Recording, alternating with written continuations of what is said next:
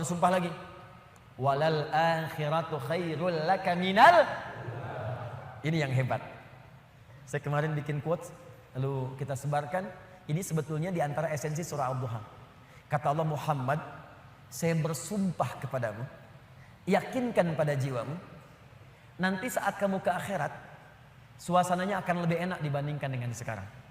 Akhirat itu lebih baik dari apa yang kamu rasakan sekarang di dunia. Maksudnya begini, kalau kamu sedang capek, kamu sedang ada musibah, kamu sedang lelah, sabar. Nanti kalau sudah pulang, semuanya akan hilang. Memang dunia itu tempat capek. Karena memang tempat beramal. Sholat di dunia, kerja di dunia, puasa di dunia, baca Quran di dunia. Kenapa kita kerjakan? Supaya cari bekal untuk pulang ke akhirat. Nanti kata Allah kalau sudah pulang, semuanya akan hilang. Jadi tenang aja teman-teman. Capek cuma sebentar. Ya, capek cuma sebentar. Lelah, gak apa-apa. Namanya juga dunia. Dunia itu memang tempat capek. Kalau nggak mau capek, ya pulang. Dunia itu tempat capek. Dan kita memilih untuk hidup. Maka jalani itu, nikmati saja, kerjakan aja. Setiap kerja ada pahala, setiap kerja ada pahala, setiap sholat pahala, baca Quran pahala, niat mencari nafkah karena Allah pahala, merawat anak pahala, memberikan ASI pahala. Gak apa-apa, memang capek. Memang ya dunia sifatnya capek. Tobakan antobak, setiap tahapan tuh capek lagi. Biasa, supaya dapat bekal. Bukankah orang kerja dapat gaji? Dan enak kan kalau gajian? Dan kalau sudah dapat gaji, lupa kan 29 hari ke belakang? Anda itu bekerja, kerja, berangkat gelap, pulang gelap. Tapi kalau sudah dapat gaji, semua itu kan hilang lupanya. Pergi ke Lembang, ya, jalan sama keluarga. Ada yang ke Palembang beli pempek, ada yang ke Lembang beli mak Lembang. Semuanya kayaknya hilang aja. Besoknya kerja lagi. Kata Allah, saya janjikan yang lebih dahsyat. Kamu sabar saat di dunia, karena dunia memang tempatnya capek. Kamu cari bekal aja. Nanti saat pulang ke akhirat, saya berikan yang lebih indah dan gak akan pernah ada capek lagi. Sholat, udah gak ada lagi. Jadi jangan pernah bercita-cita nanti di surga Firdaus saya tahajud lagi. Terlampau soleh. Udah gak ada. Baca Quran, gak ada lagi. Yang ada itu masuk surga dengan Qurannya. At-Tirmidzi, nomor hadis 2915. Dipakaikan di atasnya mahkota. Dipakaikan di badannya jubah kehormatan. Dipakaikan di tangannya gelang-gelang emas. Pakaiannya sutra. Quran surah ke-35 ayat ke-33. Jannatu adnin yadkhulunaha yuhallawna fiha min asawir, ya, min dhahabin wa lu'lu'a wa libasuhum fiha harir. Ahli Quran mau masuk ke surga pakai jubah, pakai mahkota, emas, sutra, semua naik. Apa yang terjadi? Dimintakan membaca Quran yang ia biasa bacakan saat di dunia. Jadi setiap dia baca, naik. Iqra wartaqi fa inna akhira qiraatika akhiru manzilatika. Baca Quran yang biasa engkau bacakan saat di dunia. Nanti akhir bacaanmu, di situ tempat tinggalmu di surga. Dan berita baiknya, dia bisa menggandeng bapaknya, ibunya, suaminya, istrinya, anak-anak, cucu ikut di belakang semua. Kalau mereka orang yang beriman dan soleh di hadapan Allah Subhanahu wa taala. Dipimpin oleh ahli Quran, naik ke surga. Dia bacakan sampai minal jinnati wan nas, puncak surga yang paling tinggi. Begitu nyampe di situ, dikunjungi oleh semua malaikat dari 8 pintu surga. Itu ada di Quran surah 13 ayat ke-24. Wal malaikatu yadkhuluna alaihim min kulli bab. Dan malaikat semua mengunjungi dia dari semua pintu, mengucapkan salam. Lihat kalimat pertamanya, salamun alaikum bima sabartum. Selamat ya, saat di dunia kamu sabar cari bekal. Sabar capek. Sabar mengeja huruf dari Iqra. Sabar menghafal. Sampai ada yang mencela. Sabar. Orang lain ngejar dunia, Anda ngejar akhirat. Sabar. Orang lain cari ini, luaskan rumah, tambah mobil, tambah kendaraan. Meninggal, gak dibawa. Anda sabar. Masya Allah. Orang akhirat. Saya ngelihat ada ahli Quran tuh. Seringkali saya berhadapan dengan ahli Quran tuh dari daerah-daerah, seringkali menangis. Ada yang datang pengen setoran. Anda bisa kebayang gak suaminya, pekerja mungkin kasar, orang sebutnya kuli. Istrinya ngambilin kayu bakar. Kadang ke sawah. Anaknya bahkan ada yang masih kemudian kecil-kecil. Tapi kalau Anda berkunjung ke rumahnya, semua makanan dihidangkan yang mampu dia suguhkan. Lalu keluar kalimat, alhamdulillah, Abi kalau bekerja dapat uang banyak sekali. 500.000, sebulan 500.000, banyak sekali. Syukur. Ternyata perempuan itu sudah punya sanad hafalan Quran 7 qiraat. Lelakinya hafal Quran, anaknya hafid semua. Anaknya penghafal Quran semua. Anda ada di mana? Itu perlombaan, sabar, naik sampai ke atas. Jadi kalau sekarang sedang capek, nikmati, sabar. Besok kalau meninggal, nggak ada capek lagi. Dan panggilannya sudah tenang kita, karena kerja kita selesai. Mirip begini, ada berita besok gajian, tenang kan? Malam tidur enak kan? Orang yang punya bekal itu, dia sabar itu, nanti di akhir sakaratul mautnya, dia tampakkan semua hasil pekerjaannya, sampai hatinya merasa tenang. Jadi nggak terasa, tidur aja. Ya ayat Tuhan nafsul mutmainnah, ditarik, tenang, tidur aja, selesai. Tinggal dia jumpai Allah di akhirat nanti mendapatkan hasil dari apa yang dia kerjakan. Makanya kata Allah, kalau sedang sholat terasa capek, apa jawabannya?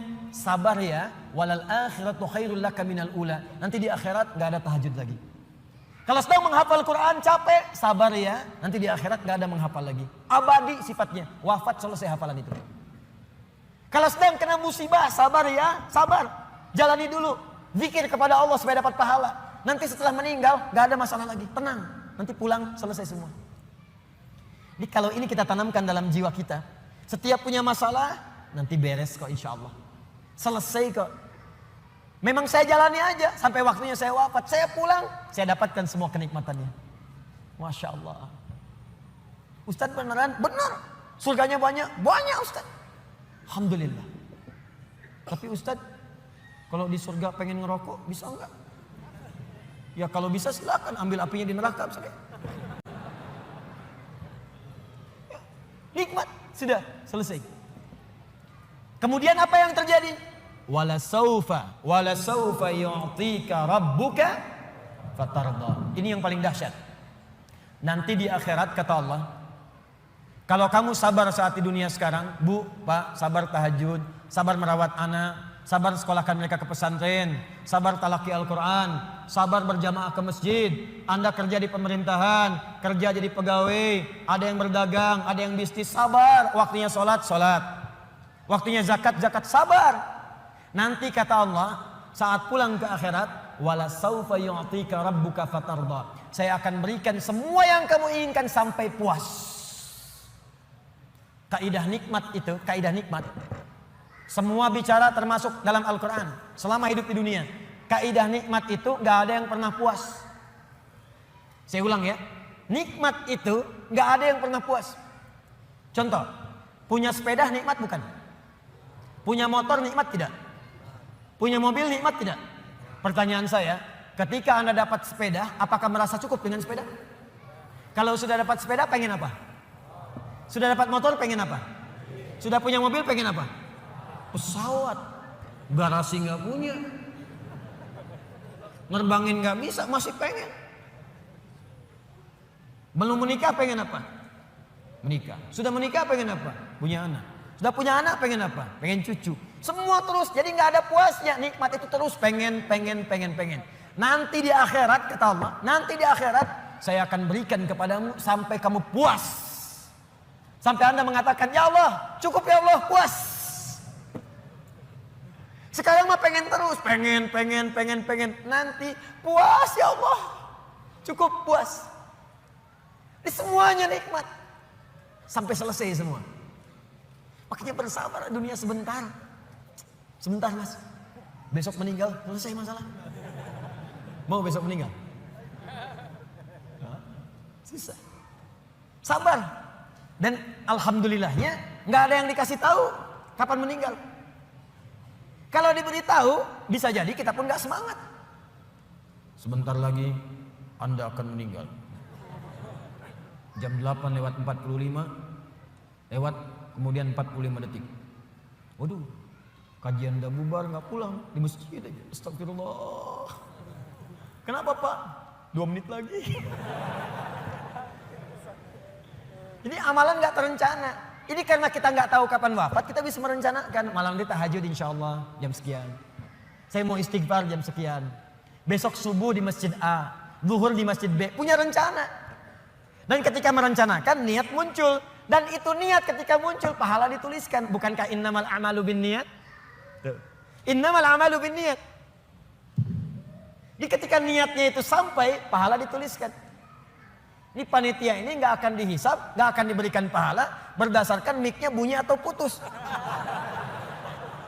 Tapi udah ada niat nih, yang penting ada niatnya, ada pahalanya.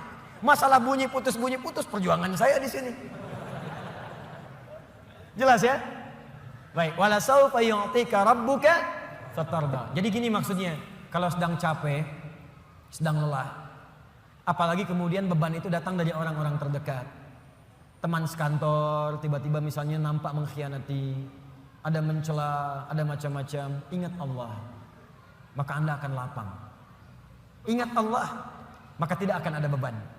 Dan ingat semua itu akan berakhir ketika kita wafat. Kalau itu ada dalam diri kita, maka demi Allah saya katakan, beban itu seberat apapun akan ringan. Ingat itu baik-baik. Wala saufa yu'tika rabbuka fatarda. Alam yajidka yatiman fa'awa. Muhammad, coba ingat-ingat. Kamu sekarang gak usah merasakan beban berat. Bukankah dulu pun aku buktikan kepadamu, saat engkau yatim, aku kirimkan orang-orang sekitaran untuk bisa memberikan perlindungan kepadamu. Lahir bapak tidak ada ibu. Ibu wafat usia 6 tahun, ada kakek. Kakek wafat usia kemudian Nabi Muhammad 8 tahun, ada paman. Ada semua. Ingat Muhammad SAW. Kalau sedang kamu merasakan beban, ingat senang yang dulu saya berikan. Manhaj yang ketiga. Kalau sedang merasakan kesulitan dalam masalah, kalau masalah ingin cepat diringankan oleh Allah, maka bandingkan masalah itu dengan solusi yang pernah dirasakan sebelumnya. Bandingkan persoalan yang sulit itu dengan kesenangan yang sudah dirasakan sebelumnya. Suami istri sedang punya masalah. Malam ini punya persoalan. Sampai nggak bicara. Coba duduk dulu baik-baik. Ingat masa-masa senang ke belakang. 15 tahun berumah tangga. Masa mau dikalahkan dengan masalah di satu malam? Ingat banyak senangnya atau banyak dukanya. Banyak sukanya, banyak dukanya. Banyak nyamannya, banyak masalahnya. Coba timbang-timbang lagi. Mungkin dengan menghadirkan nostalgia kesenangan itu, yang ini akan terasa ringan. Ma, kenapa malam ini kita mesti cemberut ya? Bukankah kemarin-kemarin kita tertawa? Gara-gara bapak semuanya. Gak apa-apa mah, memang gara-gara papa. Papa terima. Tapi mungkin Allah titipkan keburukan di papa itu karena mama bisa menyempurnakan. Mungkin Allah pilih mama itu adalah mama yang bisa membimbing papa lebih baik. Masya Allah. Oh gitu ya pak ya, mama bikin status dulu ya. Jadi kalau semuanya begitu enak rasanya. Tapi memang diucapkan mudah, menjalaninya belum tentu mudah. Ustadz juga begitu. Ya, makanya jarang sekali ada ustadz ceramah bawa istrinya. Nah, jadi kalau kita punya persoalan yang kecil-kecil sekarang, ingat masa lalu. Bu, Pak. Ya maaf di kantor ada masalah. Masalahnya hari itu. Jangan langsung merasa berat. Ada proyek gak selesai dimarahin sama bos. Anda kerja sudah 10 tahun, dimarahin baru hari itu. Senangnya kan banyak, udah 9 tahun. Masa persoalan sehari mengalahkan persoalan 9 tahun yang senang ke belakang? Kan tidak lucu. Anda gagal satu ujian, 9 mata kuliah lulus semua. Masa harus meratapi diri pada yang satu itu? Selesaikan. Mungkin di situ Allah ingin berikan anugerah supaya Anda paham lebih dalam. Mungkin disitulah kepakaran Anda supaya belajar lebih dalam lagi. Diangkat kemudian karena pakar itu, di masalah itu. Saya dulu itu setiap menghadapi pelajaran-pelajaran bahasa, apalagi balaghah macam-macam dan sebagainya itu. Di situ perasaan awal pertama sulit-sulit saya hadapi. Begitu dihadapi rupanya Allah menginginkan kita lebih fokus pada masalah itu. Seakan awalnya susah, ternyata ada nikmat di balik itu. Itulah poinnya teman-teman sekalian. Jadi kalau Anda sedang merasakan kesulitan, ingat masa-masa lalu saat Allah memberikan banyak nikmat dalam kehidupan kita. Jelas sampai di sini? Baik.